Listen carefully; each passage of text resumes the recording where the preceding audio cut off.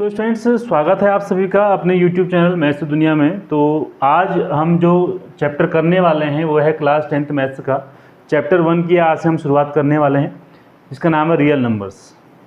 ठीक है, तो इस चैप्टर के जो इंट्रोडक्शन पार्ट है वो आपको मैं आज कराऊंगा। जो इंट्रोडक्शन पार्ट है एक्सरसाइज 1.1 के लिए जो मोस्ट इंपॉर्टेंट है, तो किस तरीके से आपने इस चैप्टर को पढ़ना है और कितना आपके बोर्ड एग्जाम में ये आपको हेल्प करेगा, कितने मार्क्स आपका यहाँ से आपसे पूछा जाएगा, वो सारी चीज़ें हम डिस्कस करेंगे। तो सबसे पहले इसका इंट्रोडक्शन पार्ट देखते हैं। तो इसमें सबसे पहले जो आपको चीज़ें हैं कि पहली चीज़ तो आपको ये पढ़नी है कि दो पॉजिटिव इंटीजर्स हैं आपके पास दो पॉजिटिव इंटीजर्स हैं, उनका HCF आप कैसे निकालेंगे। HCF का मतलब ये है कि हाईएस्ट कॉमन फैक्टर आप उनका कैसे निकालेंगे। ठीक है, तो इसमें जो सबसे पहले आपके सामने जो मेथड आती है वो है, जो आपको पढ़ना है इसके अंदर, उसके लिए कुछ चीज़ें आपको पढ़नी है। जिसमें आपका पहला है यूक्लिड का है डिवीजन थ्योरम, या यूक्लिड डिवीजन लेमा करके भी आपके NCERT बुक या और सारी बुक्स में ये चीज़ें दी हुई है। तो पहले सबसे पहले समझते हैं कि HCF निकालने के लिए आपको ये चीज़ यहाँ पर पढ़नी है।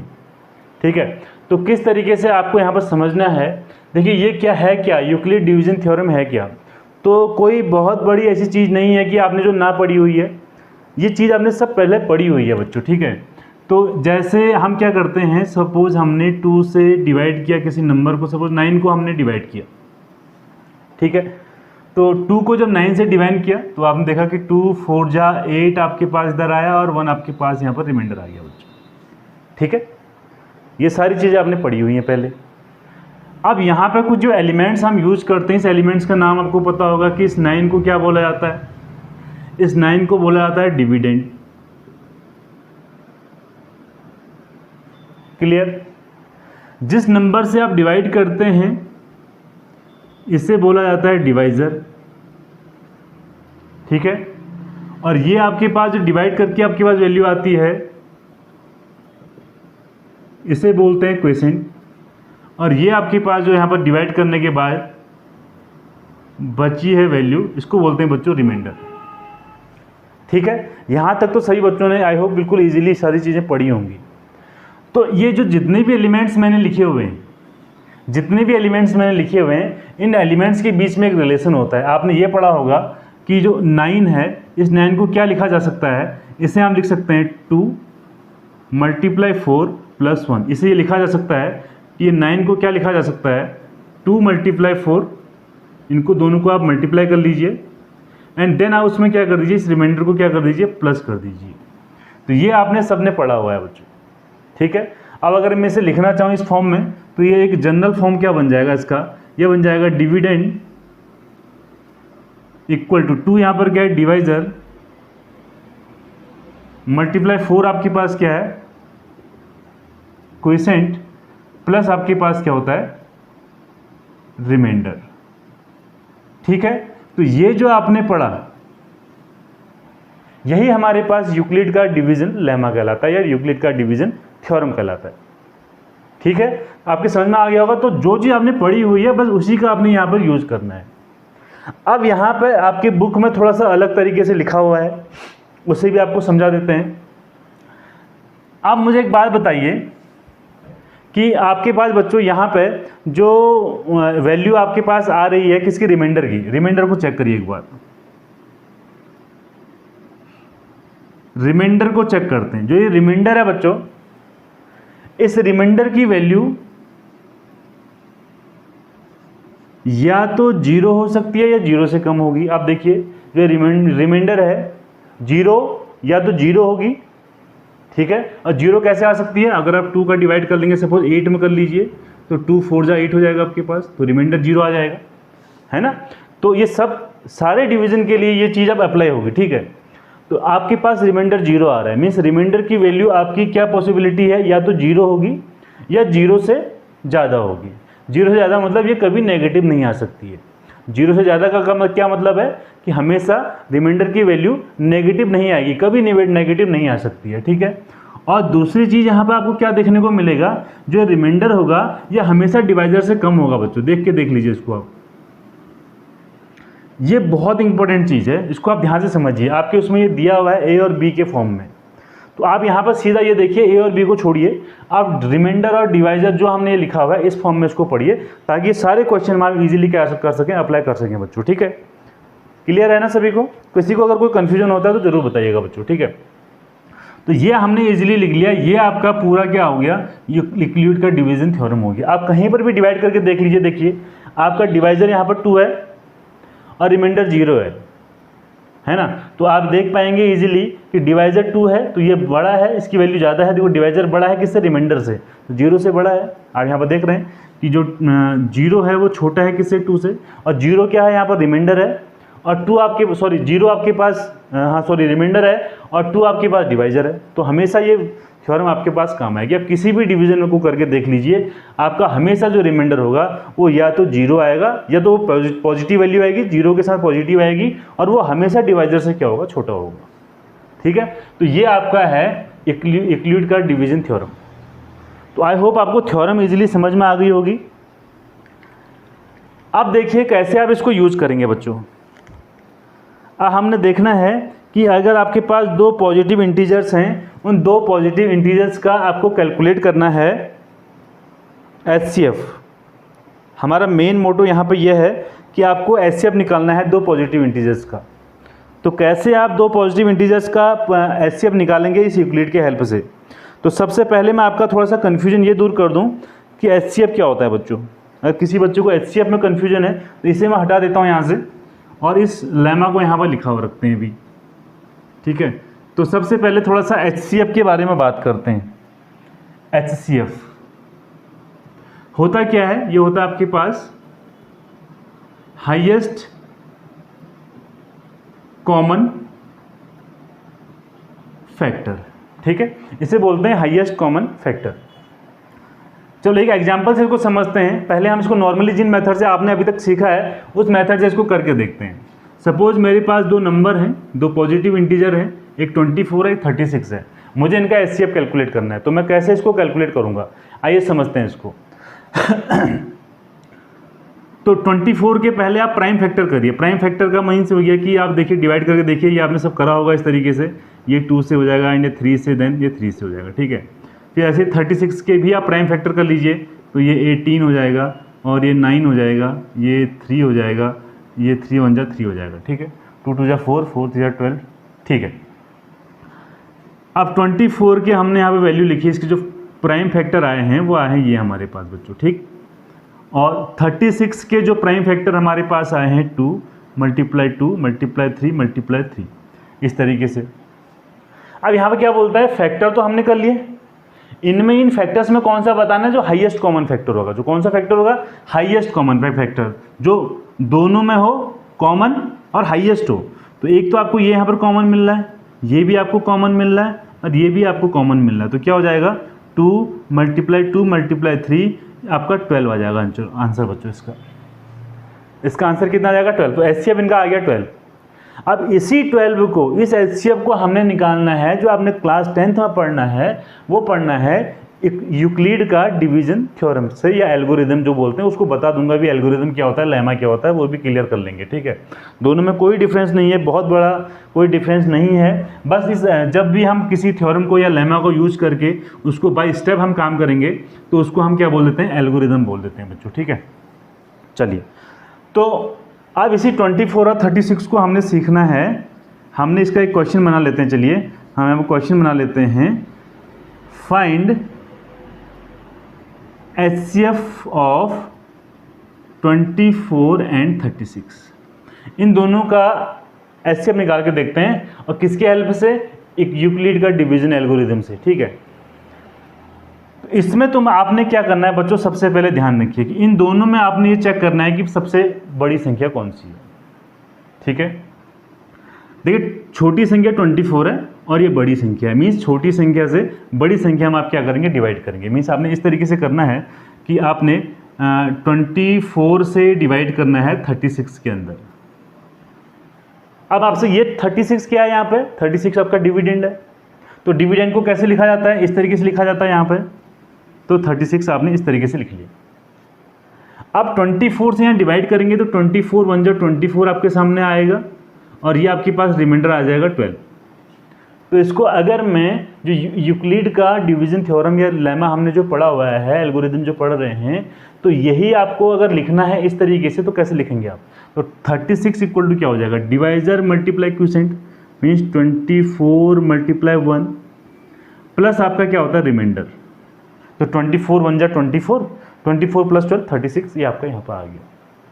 ठीक है, अब आपने यहाँ पर दोबारा चेक करना है, ये आपका क्या है 24 डिवाइजर,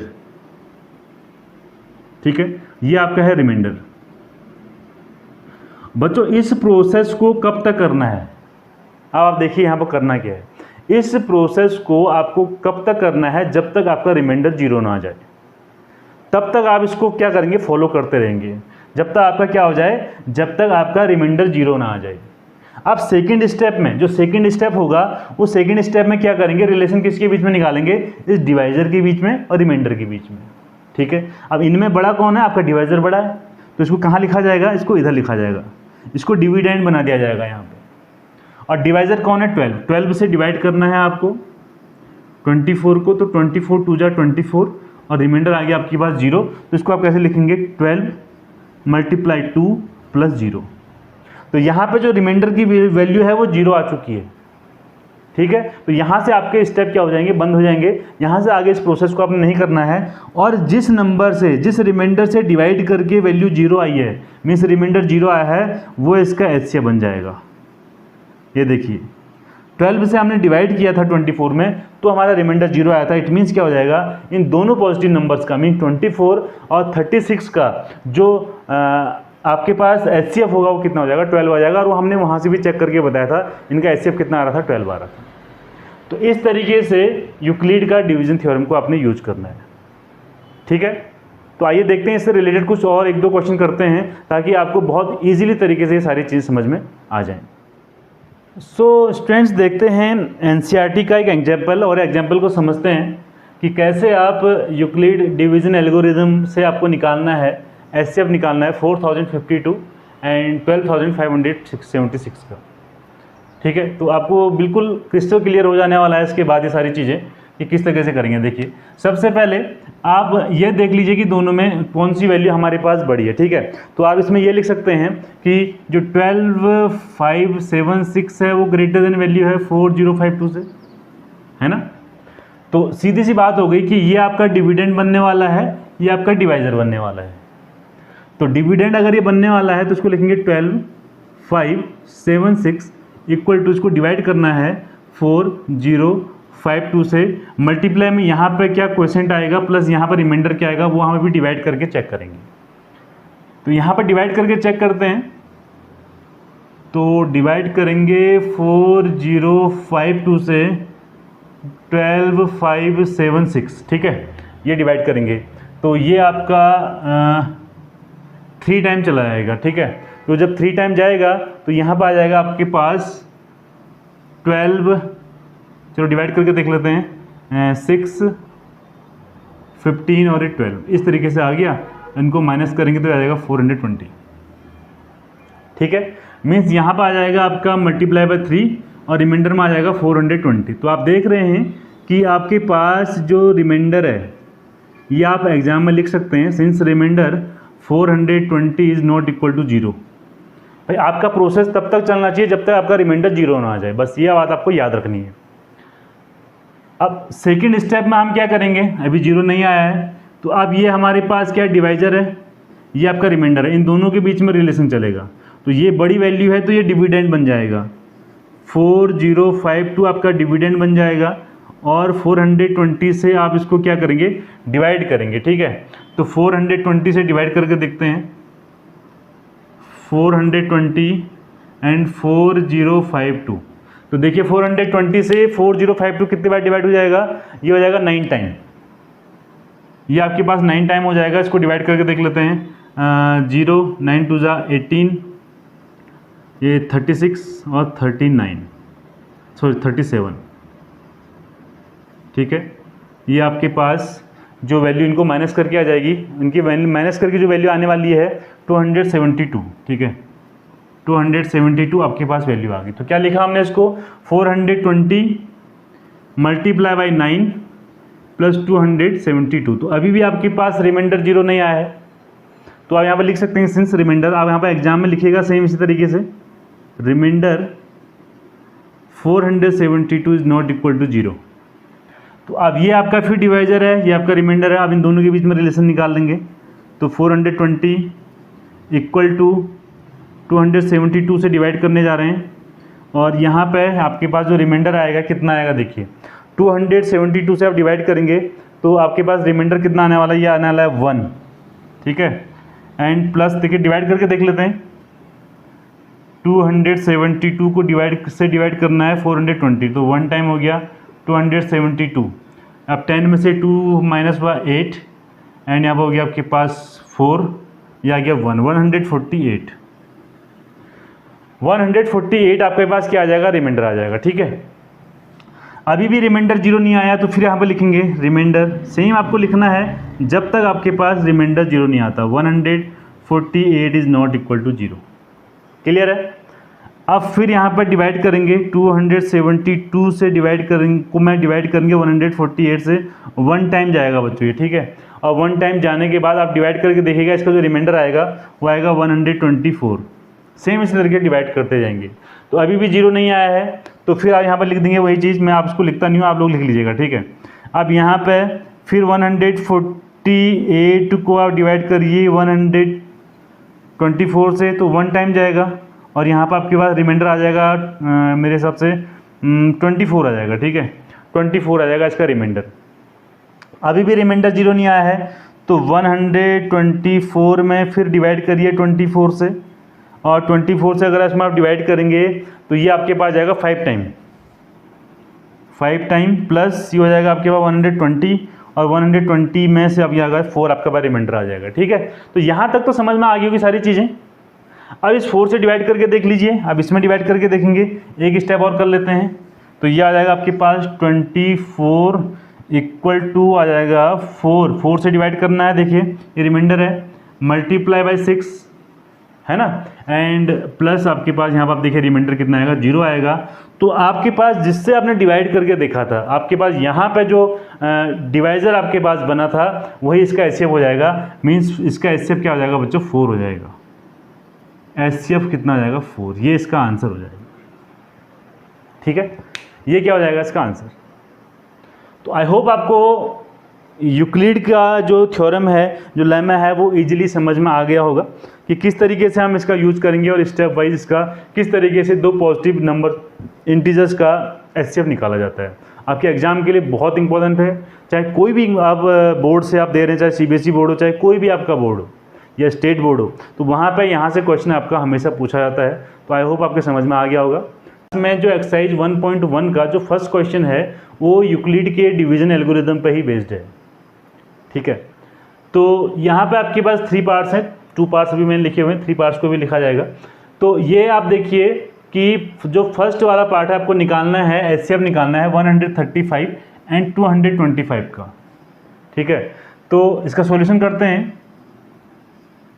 135 एंड 225 इसका आपको एचसीएफ निकालना है, किसकी हेल्प से, यूक्लिड के डिवीजन एल्गोरिदम से।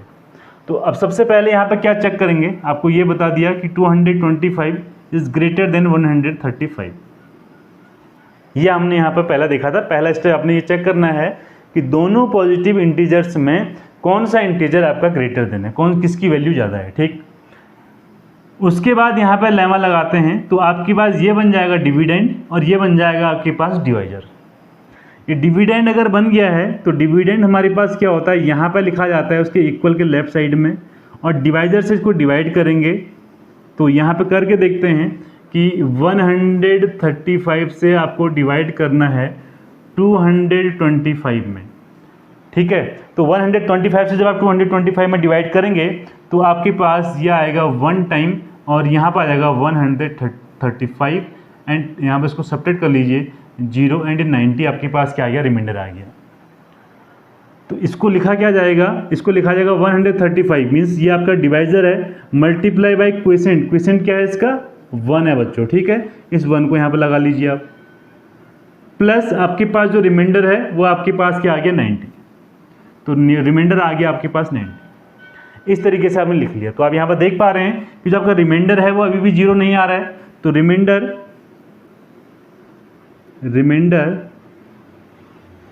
90 इज नॉट इक्वल टू 0। ठीक है, तो ये फर्स्ट स्टेप हमने इसको अप्लाई कर लिया। अब ये हमारे पास डिवाइजर था, ये रिमाइंडर था। नेक्स्ट स्टेप में इसको हम क्या बनाएंगे, डिविडेंड बनाएंगे, इसे डिवाइजर में कन्वर्ट कर देंगे। तो ये आपके पास ग्रेटर वैल्यू है तो 135 को आप यहाँ पे लिखेंगे और 90 से इसमें डिवाइड करना है तो 90 को यहाँ लिखिए, मल्टीप्लाई बाय आप 90 से डिवाइड करके देखिए, मैं यहीं पर लिख लेता हूँ, 90 से आप डिवाइड करके देखिए 135 में, तो ये आपके पास क्या आ जाएगा 90 बन जाए 90 और इसको आप माइनस करेंगे तो ये आ जाएगा आपके पास 45। तो अभी भी आपका रिमाइंडर 0 नहीं आया है तो क्या लिखेंगे, ये आपके पास डिवाइजर है, मल्टीप्लाई क्या हो जाएगा, क्वेसेंट हो जाएगा 1 प्लस आपके पास रिमाइंडर कितना हो जाएगा 45। क्लियर है बच्चों, यहाँ तक सबको समझ में आ गया होगा। ठीक है जी। अब उसके बाद फिर नेक्स्ट स्टेप में क्या करना है, अभी ये 0 नहीं है तो आप यहाँ पर लिखेंगे रिमाइंडर 45 हमारे पास जो इक्वल टू 0 नहीं है। ठीक है, अब यहाँ पे जो नेक्स्ट स्टेप बनेगा ये बन जाएगा 90 में आपको डिवाइड करना पड़ेगा, किससे, 45 से। तो 45 से आप डिवाइड करके देख लीजिए 90 में, तो जाएगा 45 2 जा 90 और आपके पास रिमाइंडर 0 आ गया है। तो समझ लीजिए कि अब आपका क्वेश्चन यहाँ पर कंप्लीट होने वाला है। बस रिमाइंडर आपका 0 आ गया है, इट मीन्स जिससे आपने अपने डिवाइड किससे किया था, 0 कब आया, जब आपने 45 से डिवाइड किया था। ठीक है, तो आपका एचसीएफ क्या हो जाएगा बच्चों, यहाँ पे एचसीएफ क्या हो जाएगा 45। इसको आप ऐसे भी लिख सकते हैं, आपको क्वेश्चन में ऐसा भी लिखा दिख सकता है, ये 135,225 इक्वल टू क्या आ जाएगा 45। इससे पढ़ा जाएगा एचसीएफ ऑफ 135 एंड 225 इज 45। ठीक है, इस तरीके से जो फर्स्ट पार्ट है इस क्वेश्चन का वो हमने इजीली कंप्लीट कर लिया है। यहाँ तक आपको कोई प्रॉब्लम नहीं आई होगी। अब चलते हैं इसके सेकंड पार्ट पे। ठीक है, सेकंड पार्ट को करके देखते हैं। ठीक, तो सेकंड पार्ट भी यहीं पर कर लेते हैं। सेकंड पार्ट है हमारे पास 196 एंड 38220। तो सबसे पहले ये चेक करेंगे कोई ग्रेटर वैल्यू कौन सी है, तो 38220 हमारे पास ग्रेटर वैल्यू है, ग्रेटर देन 196। तो ये आपका क्या हो जाएगा, ये डिविडेंड हो जाएगा, ये डिवाइजर हो जाएगा। तो डिविडेंड को यहाँ लिख लीजिए और डिवाइजर कितना है 196। तो अब आप इसको जब डिवाइड करेंगे तो डिवाइड करके आपके पास 195 आएगा यहाँ पर बच्चों, एंड आपके पास यहाँ पर रिमाइंडर 0 बचेगा। आप इसको डिवाइड करके देख लीजिएगा, डिवाइड करके देखेगा तो यहीं पर आपका रिमाइंडर क्या आ गया, 0 आ गया। किससे डिवाइड किया था आपने, यहीं पे क्या था। हो सकता है आपके एक बार पहले स्टेप में ही डिवाइड करके 0 आ जाए, तो वहीं पर आपका एचसीएफ बन जाएगा।